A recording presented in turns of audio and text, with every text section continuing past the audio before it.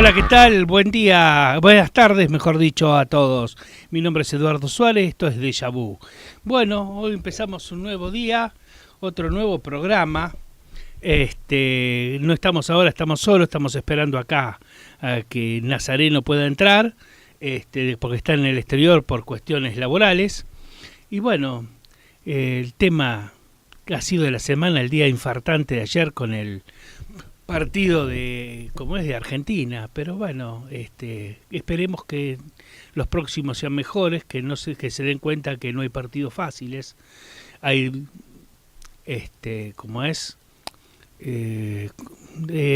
equipos más débiles, pero nunca hay partidos fáciles.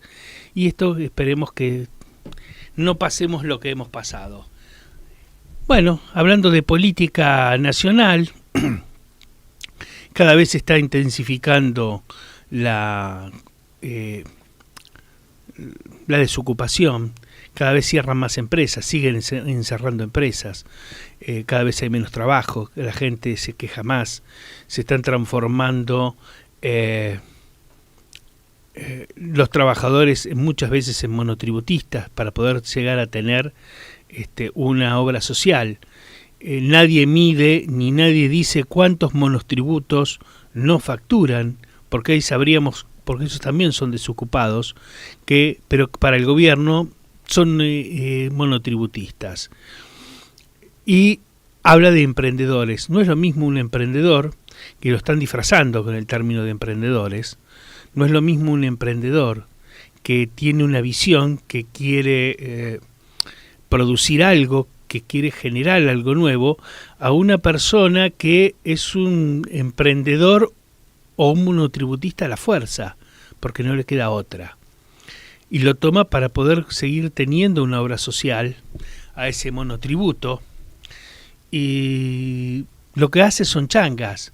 Hoy termina discutiendo con un algoritmo para llevar cosas, para ir de un lado a otro, y hace lo que puede tomando trabajos en negro y por algún momento para poder subsistir.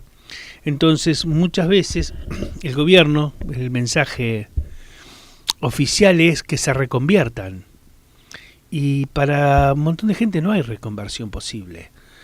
Una persona que no tuvo la facilidad de estudiar, porque mejor nació en un lugar donde no había nada, y empezó trabajando en el campo, cavando zanjas, y cuando se acabó el trabajo en el campo vino el conurbano, y a lo mejor tuvo la suerte de entrar en una empresa, y terminó manejando y progresando en la empresa una máquina durante 25 años.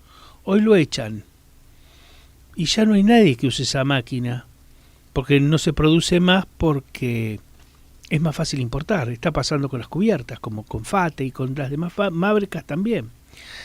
Y esa persona con 50 años no tiene posibilidad de conseguir trabajo. No lo va a conseguir así directamente. ¿Y qué termina pasando con esa gente? O chicos que han nacido en la villa, no han podido estudiar porque la sociedad misma no le permite. Vos si estás en la villa, para salir de la villa, entrar a la villa, te cobran peaje. Tenés que trabajar, y sabes que terminan trabajando para los narcos. Entonces, hablan de la meritocracia. Mucha gente que lo único que hizo su meritocracia fue heredar dinero, pero creen que son importantes, porque lo tienen. Y el problema es que cuando se multiplica el narcotráfico, donde hay plata son a ellos, y los van a tener que ir a buscar a ellos. No entienden que ellos creen que están en otro mundo y en otro planeta, pero no, estamos todos en el mismo planeta. Y va a pasar eso, y no lo ven. Ya Alberdi les dijo que la pereza en lo público les va a costar su fortuna. Porque esto ya pasó, no es que no pasó en la historia.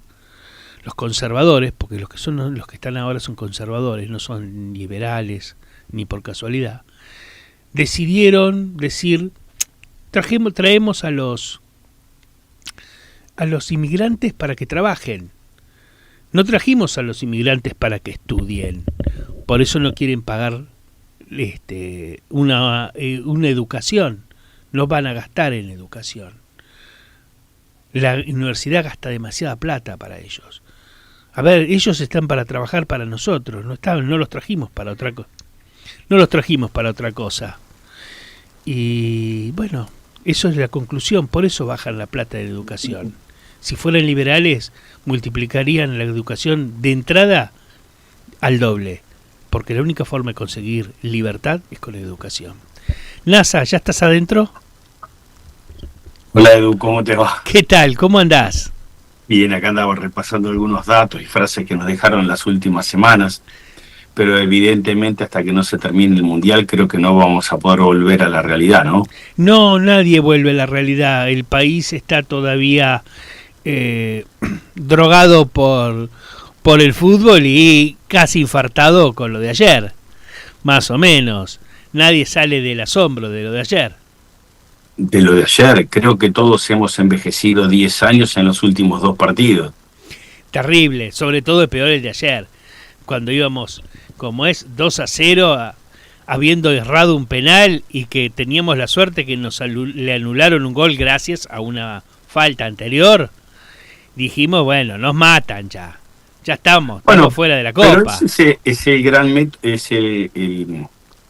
el gran elogio que tiene que tener este equipo, que no se trata solamente de jugar bien, que inclusive puede tener hasta algunas críticas, sino es eso de jamás rendirse, ¿no?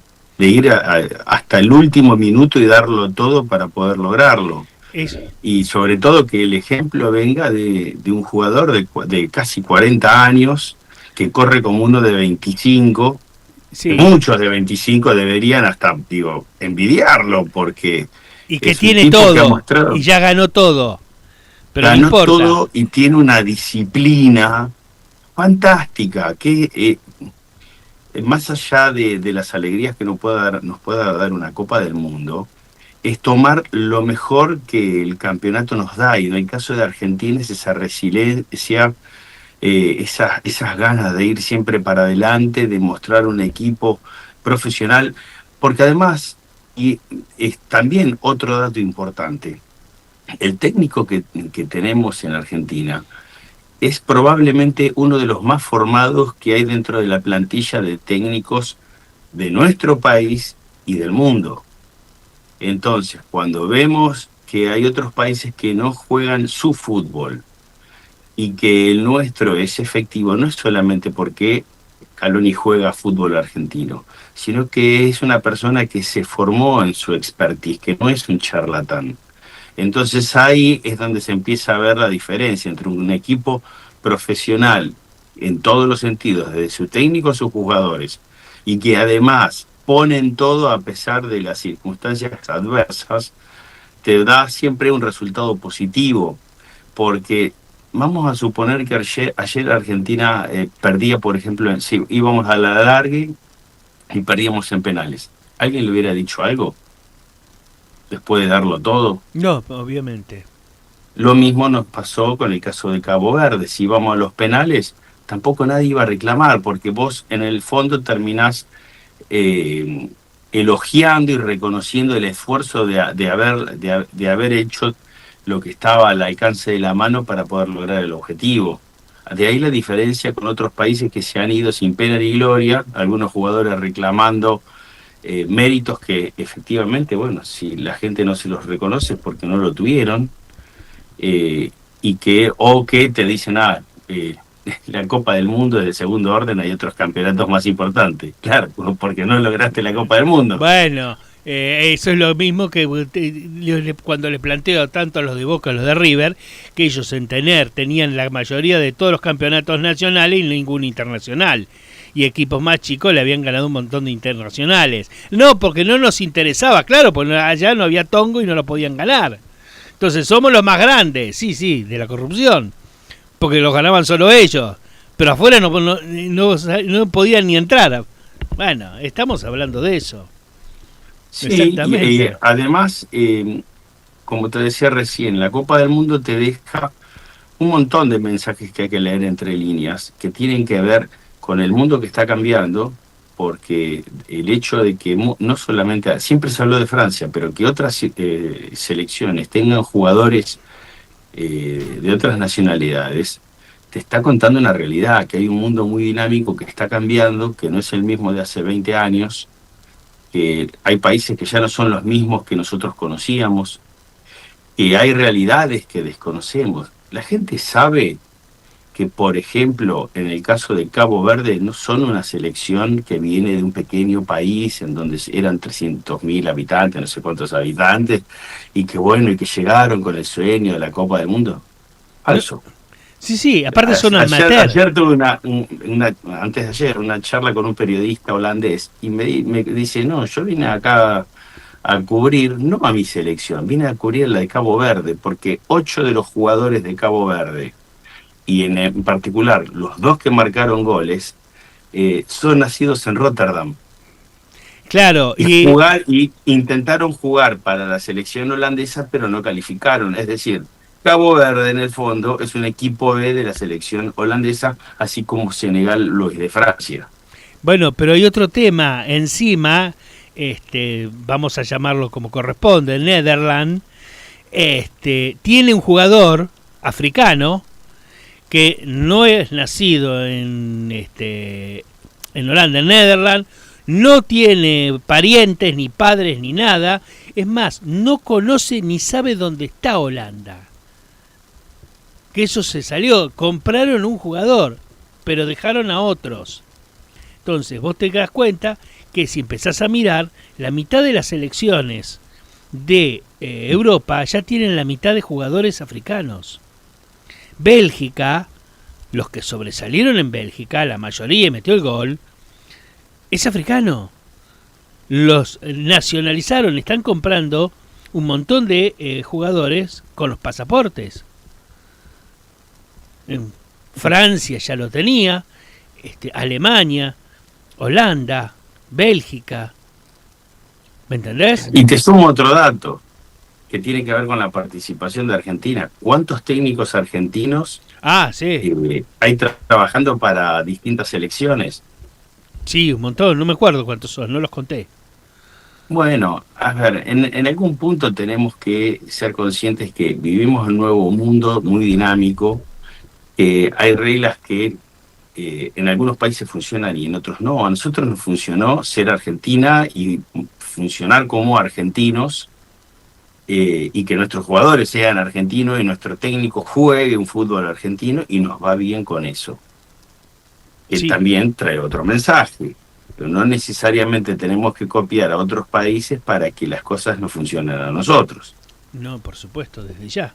Entonces, vuelvo al principio, la Copa del Mundo deja muchos mensajes que tienen que ver no solamente con lo deportivo, sino cómo funcionan distintas sociedades, como es, por ejemplo, la recepción que hacen los Estados Unidos del Mundial, porque el Mundial, en el fondo, acá en los Estados Unidos, es prácticamente, no te digo intrascendente, pero no se lleva todas las miradas, no es el epicentro del país. En algunos estados funciona más que en otros. En Florida tiene una repercusión, especialmente en Miami, que no tiene, por ejemplo, en el centro del país. Es decir, lo que pueda pasar, en particular con algunas selecciones. La Argentina es una hinchada ruidosa, así como es Escocia o como puede ser Holanda. Y hay otras que se suponía que eran muy ruidosas y pasaron desapercibidos, como la brasileña. Sí. Entonces te muestra que dependiendo de las pautas culturales del país, tanto del que va a jugar como el que los recibe, porque tampoco los Estados Unidos están realmente preparados, a pesar de que ya fueron anfitriones en el 94, para un mundial, porque hay cosas que no las saben manejar. El banderazo argentino, por ejemplo, en Miami, te mostraba algunas falencias porque ellos están muy esquematizados en torno al tema de los horarios de lo que puede ser un banderazo, qué cosas se pueden hacer o qué cosas no se pueden hacer, y eso viene con un choque cultural, porque está todo bien, vos podés ser el mejor país del mundo, pero si no estás preparado para recibir a otras naciones y sus pautas culturales para el evento, bueno, entonces no lo organices. ¿Sabes lo que pasa? El gobierno que quiso esto y lo organizó no es el que está ahora. Claro, bueno, eso se recontranota. Sí, exacto. Y fueron aprendiendo a lidiar con la copa en la marcha de las cosas. Claro. Sí, Porque sí. vos te das cuenta que se encontraban con festejos que no tenían que ver con sus pautas culturales y en 3, 2, 1 la gente te estaba puteando, te estaban diciendo, ¿y para qué sos anfitrión si no sabés ser un anfitrión? Claro. Ahora, Entonces, ojo, con esto quiero decir que después hay un montón de cosas que se fueron ajustando a la realidad de la Copa, no a la realidad del país. Que donde no había permisos empezaron a dar los permisos. Donde vos tenías un policía serio y después lo tenías bailando con la hinchada, porque si no, la realidad te pisa. exacto. Y de paso, vino esto fantástico no del choque, de la mezcla cultural. Porque el americano que se involucraba con la movida del mundial, decían, esto está muy bueno. Sí. Entonces, volviendo al principio, más allá de todo lo que fue el logro argentino hasta ahora, las cosas que fuimos aprendiendo del propio equipo, hay una movida sociocultural, económica y demás que ha sido fantástico para todos los países, porque vos en el fondo tenés naciones que se veían muy distantes y que empiezan a interactuar porque sus hinchas se empiezan a cruzar a aprender unos de otros. Bueno, Y empezás a descubrir lo que se quiere en algunos países. A mí me sorprende, por ejemplo, lo que quieren a los argentinos, los escoceses. sí, bueno, Por nos decirte empezamos a algo. enterar, sí, los empezamos a enterar de eso. ¿Me entendés? Y no solo eso, ¿sabías que había una comunidad muy grande de Cabo Verde acá en Argentina? No, lo descubrí a través del Mundial. Exactamente. Y todos los que participaron de Cabo Verde, que participaron acá en nuestra historia, como el que llevaba y cuidó después de la Virgen de Luján. ¿Me entendés? Muchas cosas. Bueno, si vos no tenías una Copa del Mundo en el medio, como esta, nunca lo ibas a descubrir. No, por supuesto. Porque en la medida que vas analizando a tu rival, empezás a tener todo este tipo de perlitas sociales e históricas que te abren los ojos, ¿no? Para tener una visión distinta del mundo. No, más bien desde ya, totalmente de acuerdo. Ahora, se está viendo la mayor participación e influencia de África sobre el mundo también. Que eso también se ha hablado, pero a lo mejor no se podía ver y se empieza a ver que África está creciendo en población muy rápidamente y el resto de Occidente se está achicando. Probablemente África va a ser la gran potencia del futuro, porque es la única que está sosteniendo una curva de crecimiento poblacional que es sustentable a largo plazo. El resto de los continentes del mundo nos estamos desplomando. En el caso de Argentina es catastrófico, esto ya lo hemos hablado. Sí. Nosotros tenemos el problema que, además de que tenemos un presupuesto muy acotado, no estamos generando fuentes de trabajo, y a esas fuentes de trabajo, además que son escasas, porque nosotros tenemos 2 trabajadores en lugar de 4 por cada jubilado, a eso le tenemos que sumar la caída del crecimiento poblacional, con lo cual no sé quién cazzo va a sostener el sistema jubilatorio en el futuro si no tenés un plan B. La realidad que no sé si vamos a llegar al futuro si seguimos así, porque cada vez la población ya hace muchos años, ya hace más de una década, que no crece, que decrece. Digamos, aunque nosotros vemos más, población va muy coso, pero el porcentaje está mal. Esto se va a terminar traduciendo y la falta de trabajo hace emigrar más gente, pero se van los mejores, no se van los peores. Se van los que a lo mejor tienen capacidad para sostener. Se quedan los Bueno, que no a pueden las irse. pruebas remitite Venezuela. Bueno, La crisis migratoria para ellos fue fenomenal. Se le fueron todos los profesionales. Hoy que tienen la posibilidad de empezar de a poquito a reconstruir el país, no tienen con quién ni con qué. No, más bien. Creo que son 9 Porque millones. no hay dinero de los Estados Unidos o dinero propio gestionado por los Estados Unidos que les permita reconstruir el país. No, más bien. Ese es el tema. Y se fueron los mejores, no se van los peores. Los peores quedan. Los que cavan zanjas se quedan porque no tienen otro lugar. Los médicos, los ingenieros, los profesionales son los primeros en irse. Y los que más posibilidad de trabajo tienen. Y muchos se van teniendo trabajo, pero diciendo, no voy a esperar a que me agarre. Pero es lógico, es una cuestión de supervivencia. Exacto. Ahora, volvamos un poco a la realidad local. Lo que estoy viendo en las últimas semanas es que los dos grandes pilares que tenía Javier Milei para poder gobernar a Argentina están totalmente destrozados. Uno es la economía, y cuando hablo de la economía es, por un lado, la inflación, que sigue siendo galopante. No importa en qué momento del año estemos, siempre está creciendo. Los índices de producción en cualquiera de los aspectos y de consumo también se están desplomando. Tenés una recaudación que no para de caer. Más de 7 puntos se cayó la recaudación en el último mes. Tienen pequeños repuntes a veces cuando recaudan impuestos como ganancias o bienes personales, que tienen un pequeño repunte y nada más. Y después lo único que podés encontrar algo de recaudación es en impuestos al combustible, y que es un tributo que lo tendrían que usar para hacer obras y se lo están fumando en cualquier otra cosa.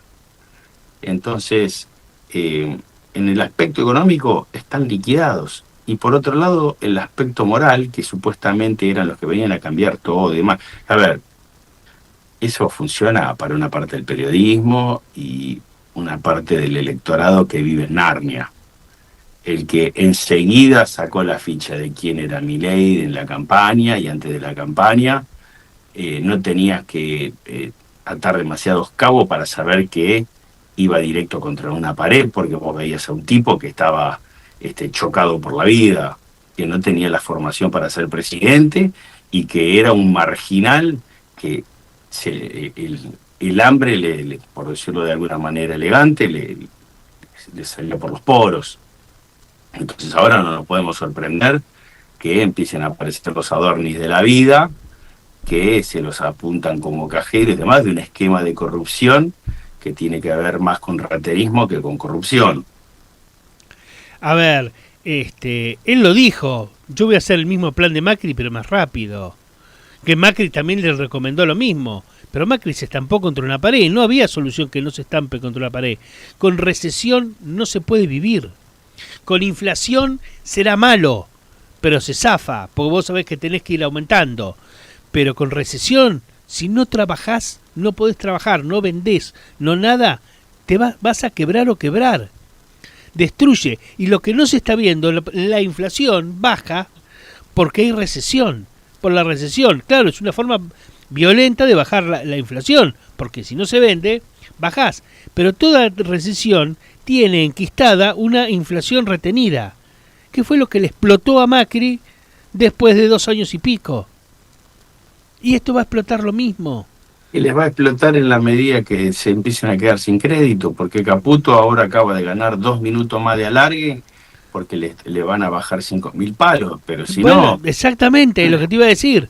Entonces, en el momento que no le den más plata, ya está, se murió. Es lo mismo que digo, no, yo estoy bárbaro. Se lo decía hoy hace un rato a un amigo. ¿Te acordás de Daniel? ¿Vos te acordás de él? Le decía, no, yo estoy bárbaro. Yo tengo 300.000 en el banco. Ah, qué bien.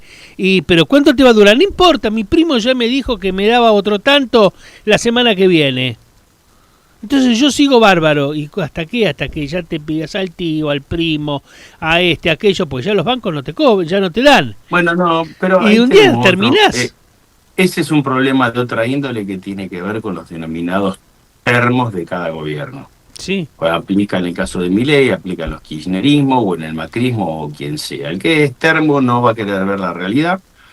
No hay argumento que le digas que lo convenza, porque él asocia la política como si se tratara de un partido de fútbol, y eso te lleva al abismo más temprano que tarde. Que inclusive cayéndose en el abismo tampoco te lo van a reconocer, van a decir que la culpa era de otro y que hubo un plan y que lo que sea, pero la cuestión es que la realidad te pisa por ella misma. Si la economía no funciona, no funciona, no importa a qué relato te abraces, la destrucción de empleos se produce per se, así que la gente en la calle la vas a tener, ya tenés la gente puteándote porque no le alcanza no solamente para comer, sino que ni siquiera para viajar, para ir al trabajo. Y eso es tal vez la crisis más violenta que tenemos en este momento. El que no tiene, el que le resulta muy caro viajar para trabajar, y esto no es una boludez, porque a la medida que vos decís, che, pero ¿cómo hago para ganarme el pan si la mayor parte se me va en transporte? Entonces ahí empezás a repensar qué tan útil te puede resultar trabajar y no caer en el plan social. Porque el mismo Milei, hace un par de semanas atrás, él reconoce que, entre comillas, la baja de la pobreza se produce porque por un valor irreal de la moneda y la cuadriplicación de planes sociales. Entonces, para hacer un experimento capitalista, es bastante socialista. Digamos, como suave. Y que no imite, ahora va a haber una emisión, se pidieron salió una licitación para imprimir, creo que son para billetes de 20.000 pesos, pero son 400 millones de billetes, una exageración. Y está en boletín oficial, no es que, no me acuerdo exacto el número, pues no lo anoté, pero es una grosería. ¿Y cómo lo justificamos esta emisión? Van a querer reactivar de la forma más cavernícola posible, a ver si logran mover algo de guita. Pero el problema es que, por un lado, vos tenés a la gente que está recontra endeudada, y endeudada no solamente en 12% con el sistema bancario y 30% con las billeteras virtuales. El problema es que esa deuda es de comida. Y vos ya tenés en este punto 7 millones de personas que no pueden tener acceso al crédito porque están en mora. Sí, más 2 millones más que ya están fuera del sistema. Pero ¿sabés cuál es el tema? Ellos, los bancos, dicen que van a mejorar estas 7 millones. Claro, porque cada 12 meses descuentan a todos los que quedan fuera, los descuentan. Entonces dicen que ya no lo tienen. La pérdida se la comerá el banco, pero ya lo descuentan para dar que el número les dé bien. Y no solo eso, hay 60% de todas las deudas no bancarias de electrodomésticos, casas electrodomésticos que le dieron créditos y no los pueden pagar. Muchos de estos son jóvenes que, sí, vamos para el mundial, me compro el... Sí. Un 60% del tema de electrodomésticos. Y los jóvenes... estás hablando de gente de 20 a 30 años que son los que están más complicados en el tema crediticio. Entonces, estás pulverizando la esperanza. No, o sea, se hizo una estadística entre jóvenes de 18 a 35 años, donde dio el 40% no quiere saber nada de la política. Digamos, no va a votar. 30% no quiere a ningún partido, no quiere a nadie, no reniega la política, tal vez vote algo, pero no los quiere, pero muchos de ellos tampoco tal vez voten. ¿Me entendés? Ahora, lo que más están mirando es la corrupción, 21%, bajos salarios 18%, desempleo 16%, inflación 10%. Ya no es el problema la inflación para los jóvenes. Es el problema no tener trabajo y ven que otros roban. Por eso es el problema que se están yendo de ahí de la política. El grave problema que significa... hay dos cosas que de alguna manera condeno de Milei y sobre todo de su gente, porque en este punto también tenemos que decir que Milei ya, digamos, que es como un personaje accesorio en toda esta historia. Ujú. Es el pobre personaje roto que se mandaron el chiste de hacerlo presidente. Ok, listo, esa parte ya la hemos superado, ya la entendimos todos. Atrás hay una banda, que es de los que ocupan lugares en el gobierno, más los empresarios, los poquitos que siguen entornando a este gobierno, que todavía siguen facturando, y facturando bien, que son los que lograron estos dos milagros negativos, que es que van a decir que el liberalismo no funciona, y por otro lado de haber pulverizado la esperanza de los más jóvenes. Entonces va a costar mucho recuperarnos sabiendo que en el futuro van a decir, no, pero acá hay candidatos que son liberales, que quieren hacer las cosas bien, y te van a decir, no, pero si el capitalismo, el liberalismo no funciona. ¿Por qué no? Porque a Milei no le funcionó, cuando el tipo estuvo haciendo populismo puro y duro. Sí, sí, Y aparte conservador. Los que están detrás de él son conservadores, ni siquiera son liberales. Ni los libertarios son liberales. Básicamente. Y por otro lado, volver a enamorar a los jóvenes con el compromiso cívico, teniendo de experiencia a este tipo. Está bien. A ver, nadie más mayor de 40 años, salvo un grupejo de gente que evidentemente tiene algún problema madurativo, podía desconocer qué significaba Milei si lo hacían presidente. Los pibes en esta cosa de rebeldía diciendo no, pero los vamos a sacar a patadas, ¿vieron? No sacaron a nadie a patadas. De hecho, les pusieron a un muñeco que los manejan lo mismo de siempre.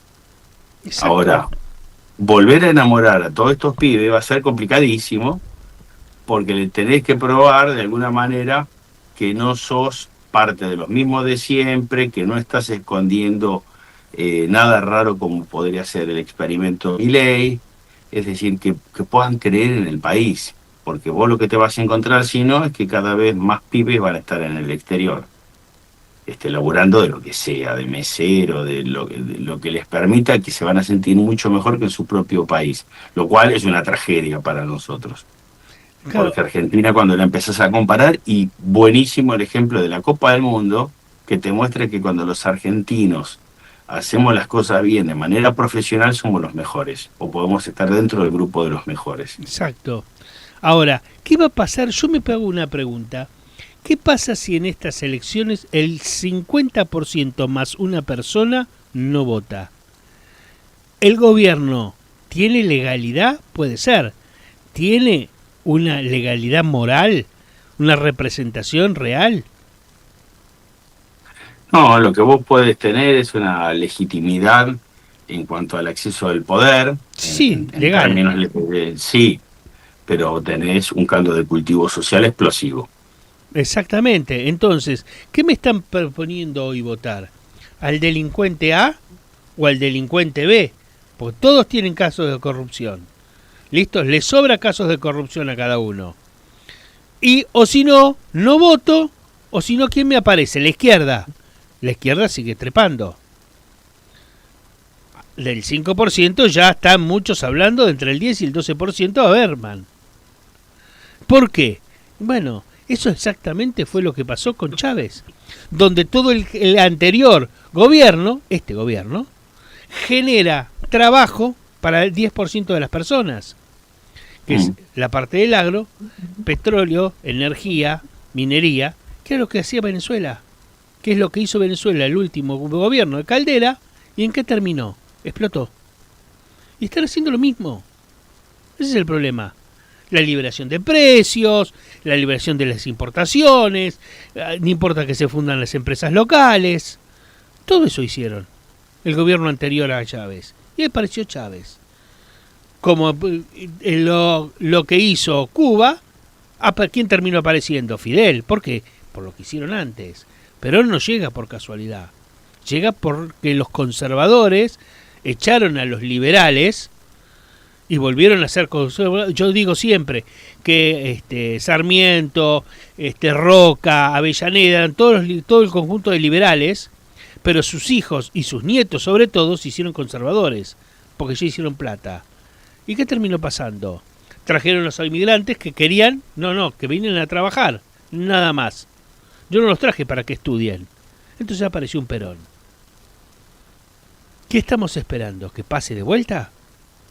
Porque es hacia lo que vamos, no aprendieron como nada. Como están planteadas las cosas ahora, vamos en ese camino porque por un lado vos tenés que todos los resortes políticos sociales están podridos, empezando por un empresariado que va siempre a lo seguro, pero no es capaz de ayudar a aparecer una nueva generación de dirigentes formados a la altura de lo que necesita el país, siempre apostando al garca de turno o el grupo, como pasó en este último caso, un grupo de vivos que aspiraba a quedarse con el país y por eso pusieron a un títere que estaba más para el manicomio que para la presidencia. Tenés un poder judicial que está jugando su propio partido, tratando de reducir lo que es la gestión de justicia a un manejo de pequeños kioscos que los lleva, esto ya lo hemos dicho varias veces, a una crisis muy profunda, porque piensan que de esa manera están exentos de los vaivenes de la política y de la sociedad, y se van a encontrar que van a estar en el medio del fuego cruzado. Legisladores que no tienen la mínima capacidad de formación, que actúan como escribanía de gobiernos de turno y que están viendo si ganan un contratito más, un contratito menos, si les dan un cargo en el Ejecutivo, están en la chiquita, no están para trabajar en los plexos normativos que el país necesita para dar la seguridad jurídica necesaria para poder crecer. Y por otro lado te encontrás que la competencia por la primera magistratura siempre está dada entre tipos que realmente o no dan con las condiciones psicológicas, no pasan un psicotécnico, o que son desprendimientos de organizaciones mafiosas. Y mafiosas de bajo vuelo, ¿no? De rateros, de narco, de garca bajo vuelo que realmente no da con lo que aspira la nación argentina como el pedazo de país que tenemos. Entonces nos da un panorama sombrío porque cuando, como bien dijimos desde el principio del programa, empezás a analizar las condiciones estructurales del país de cara a los próximos años, estamos en la puerta de un conflicto que nunca lo hemos soñado, pero no lo hemos soñado en la magnitud de lo negativo. Bueno, ya se está hablando de los nuevos, como se habla, que la política ha cambiado mucho, y es realidad, la sociedad, el mundo cambió, que posiblemente el nuevo presidente sea otro outsider. Entonces ya se está hablando de los posibles outsiders y se han hecho reuniones y fiestas para tratar de presentar o seducir a alguno. Por ejemplo, a Britos tuvo una fiesta esta semana, creo que fue, o el fin de semana fue, donde lo que hicieron seducir para que vaya como nuevo presidente, y ahí sí sumaría con Britos parte del peronismo. También se dice que se habló con Galperín para el lado más de Milei, lo cual todos de ellos no han aceptado, pero ya están buscando una solución mágica y los grandes empresarios están haciendo lobby a ver si viene, qué me va a dar a mí. Claro, y seguimos con la misma joda. Se piensan que, claro, piensan que llegar a la presidencia es solamente una operación de prensa donde instalás a un tipo y después ves. Después tenés estos quilombos que nos estamos encontrando, porque gestionar un país significa años de formación, tenés que estudiar mucho para hacer las cosas bien, ¿no? Tenés que estudiar mucho, tenés que conocer el mapa político, quién es quién, quién hace qué, quién representa a quién. Es decir, hay toda una serie de entramados que significa estudiar, prepararse, formarse. Y acá está todo tomado para la joda. Entonces, tomar para la joda tiene consecuencias. Y hoy cada vez son más inmediatas esas consecuencias. Exactamente. Ya casi ya no tenemos tiempo. ¿Sabes lo que pasa? Pero los que ganan siempre siguen los mismos. No importa si el gobierno sea peronista, radical, libertario, siempre ganan la parte financiera. Entonces siempre ellos están detrás, haciendo negocios, jugando a que suba esto o caiga aquello, pero ganan ellos. Pero en el fondo te tengo que decir que ganar que dentro de un país miserable. Sí, dinero. El Pero dinero no genera riqueza, genera dinero, nada más. sí, pero es otra especie de raterismo, porque Exacto. ganarían mucho más con un país pujante. Por supuesto que ganarían, pero no están ganando la pero no moneda. lo pero En no lo términos saben de la hacer. economía global, Pero no la lo economía global es nada. No, por supuesto que es nada. Pero ellos siguen haciendo lo mismo. A ver, Macri llevó en su momento las LEVAC, que después transformaron en LELIC, en 68.000, redondeando 700 millones de dólares. Después, cuando vino Alberto Guzmán, terminó licuando y ¿cómo es?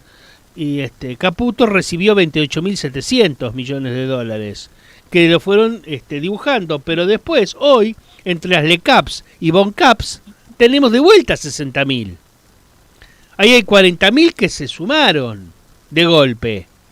Nada más que eso no cuenta, no lo ponen ni como base monetaria. Pero la base monetaria la expandieron también. Por supuesto, ya está casi quintuplicada. Por eso, entonces lo que ¿cuál te están es el mostrando tema? es que están haciendo contabilidad creativa. Exactamente. Para sostener una bomba atómica que les va a explotar probablemente antes de la elección, si siguen así. Es todo un mega dibujo, pero de todo lo que dicen es mentira. Ese es el problema. Entonces te dibujan la inflación, te dibujan el superávit, te dibujan todo. Pero lo único que da lo real que es que hay recesión. Y cada vez hay menos trabajo y cada vez hay menos plata. Cada vez recaudan menos, cada vez para sostener esto tienen que recurrir a mayor endeudamiento. Entonces, y cada vez se te van más empresas o cierran. Exacto. En el mes del Mundial, con una Argentina galopante, te están haciendo 150 despidos de Nike y Adidas. Y lo peor es que están dándole a Parlantir las las centrales nucleares. Y la CONEA la cerraron porque decía, no sé, que gastaba mucho. El mejor microscopio electrónico que hay en el país, que el mayor uso no solo es científico, es para análisis de materiales para las empresas. Había un grupo que lo manejaba, que lleva muchos años entrenarlo. Había sobre todo una persona que manejaba eso, que era una mujer. A esos los echaron a todos. Era la única que lo podía manejar en el país. Entonces decís, no, porque era muy caro. Mostró su recibo de sueldo, 680.000 pesos ganaba. Para full time. Ahora, por el otro lado, tomaron una profesora de yoga, seguramente para que no se estresen los isótopos, por 4 millones de pesos, 4 millones y pico. ¿Cómo es la joda? Pero si estos tipos que realmente han demostrado que entre sus talentos son la inseguridad para rodearse de gente talentosa, porque se rodean de pelotudos, de gente que es marginal, en general que no tiene formación para los cargos en los cuales hay que colocarlos, es tal vez la nota más característica de la gestión de Milei. Se dedicaron a buscar runflas, marginales, garcas de otros gobiernos. Tal vez se han hecho un gobierno ni siquiera al nivel de Alberto Fernández, te digo yo en este punto. Bueno, es tan desastroso, tan patético. Y lo peor es que lo hicieron todo en nombre del liberalismo, que eso y usando a los pibes como bandera, es realmente sin palabras te deja. A ver, encima nuestro presidente va a sacar un libro. ¿Lo escuchaste a eso? ¿Sabes cómo se va a llamar? La moral como política de Estado. Me parece tan irrelevante porque los libros de él están llenos de denuncias de plagio, porque además es un tipo limitado, que no sabe escribir, no no sabe un pedo de la vida, repite lo que dicen otro y repite mal porque no sabe. Yo lo digo por experiencia, porque hay cosas de lo que es la política exterior argentina que él ha repetido, que lo ha tomado de nuestro proyecto de presidencial del año 2023, de Demos. Yo eso lo sabe, los que estamos en este micromundo lo sabemos, pero es tan bobo, tan poco preparado, tan limitado. Y después van los boludos y lo aplauden y no saben ni por qué lo aplauden, porque el tipo realmente tomaba buenas ideas y las convertía en mierda, porque él no sabe. Pero como está desesperado por figurar, por hacer, y en vez de rodearse de gente preparada, se rodeó de marginal y de runfla. Es el rey Damis, porque convierte todo el oro en mierda. Sí. ¿Cómo es que te iba a decir? Me hiciste acordar de Montelink. Que su interpretación es cualquier cosa.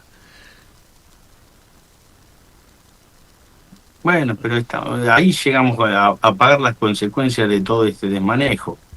Bueno, creo que se nos está terminando el tiempo. Se nos está terminando el tiempo. El mensaje es: sigamos creyendo hasta que se termine el Mundial en nuestro equipo.